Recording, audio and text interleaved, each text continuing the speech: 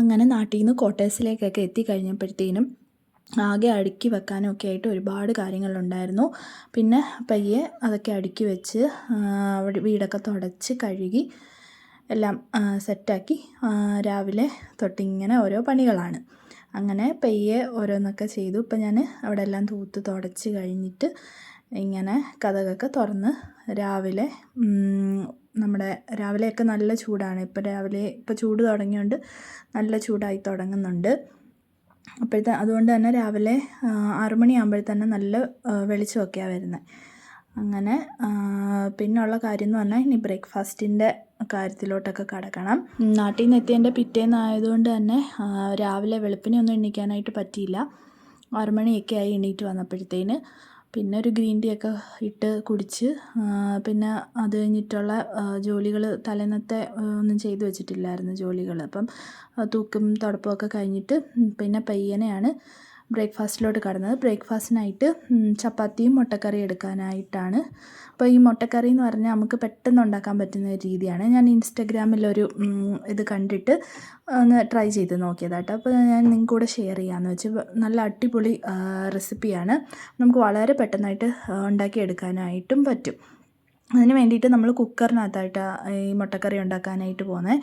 അതിനകത്തോട്ട് വളരെ കുറച്ച് ഓയിൽ ഒഴിക്കുക. ഓയിൽ ഒഴിച്ചിട്ട് ജസ്റ്റ് ഒന്ന് സ്പ്രെഡ് ചെയ്ത് കൊടുത്തിട്ട് നമ്മുടെ മുളക് പൊടി, മഞ്ഞൾപ്പൊടി, മല്ലിപ്പൊടി, ഗരം മസാല, പിന്നെ കുറച്ച് മാത്രം നമ്മുടെ വലിയ ജീരകമില്ലേ, പെരുംജീരകം, അതുകൂടി ഇട്ടിട്ട് ഒന്ന് മിക്സ് ചെയ്തിട്ട് അതിനകത്തോട്ട് നമ്മൾ അരിഞ്ഞ് വെച്ചേക്കുന്ന സവാള, പച്ചമുളക്, ഇഞ്ചി, വെളുത്തുള്ളി ഇതെല്ലാം കൂടി ഇട്ടൊന്ന് ജസ്റ്റ് ഒന്ന് വരട്ടി കൊടുക്കുക. ഒരുപാട് വരളണം എന്നില്ല, എണ്ണയ്ക്കകത്ത് കിടന്ന് മൂക്കണം എന്നില്ല. അതിന് വേണ്ടി നമ്മൾ ഓയിൽ ഒഴിക്കുന്നില്ലല്ലോ.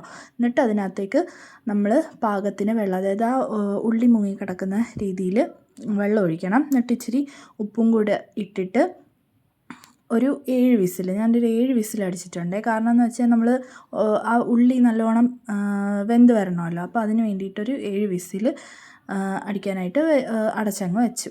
അപ്പോഴത്തേന് ഞാൻ ഇൻഡക്ഷനിൽ മുട്ട നമ്മൾ ഇൻഡക്ഷനിലാണ് എടുക്കുന്നതെന്നുണ്ടെങ്കിൽ ഒരു 10 മിനിറ്റ് ഒരു 800 വെച്ചിട്ട്, ടെമ്പറേച്ചർ 800 വെച്ചിട്ട് ചെയ്ത് കഴിഞ്ഞാൽ നല്ലതായിട്ട് നമുക്ക് മുട്ട കറക്റ്റ് വേവിൽ കിട്ടും. അങ്ങനെ ഒരു 7 വിസിൽ ആയി കഴിയുമ്പം നമ്മൾ വിസിലെല്ലാം പോയി കഴിഞ്ഞിട്ട് വേണം തുറക്കാനായിട്ട്. തുറന്ന് കഴിഞ്ഞിട്ട് പിന്നെ ഒന്നുകൂടെ ഒന്ന് തിളപ്പിക്കണം, ഇച്ചിരി വെള്ളം കൂടെ വറ്റാനുണ്ടെങ്കിൽ. അപ്പോഴത്തേനും അതിനകത്തോട്ട് നമ്മുടെ പുഴുങ്ങി വെച്ചേക്കുന്ന മുട്ടയും ഇട്ടിട്ട് ഒന്ന് വരഞ്ഞു കൊടുത്തിട്ടിട്ട് കഴിഞ്ഞാൽ അതിനകത്ത് നല്ലോണം മസാലയും പിടിച്ചോളും.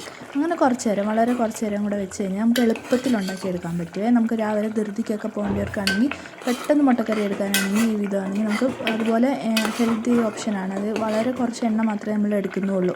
അതുകൊണ്ട് തന്നെ നമുക്ക് പെട്ടെന്ന് ആക്കിയെടുക്കാനായിട്ട് പറ്റും.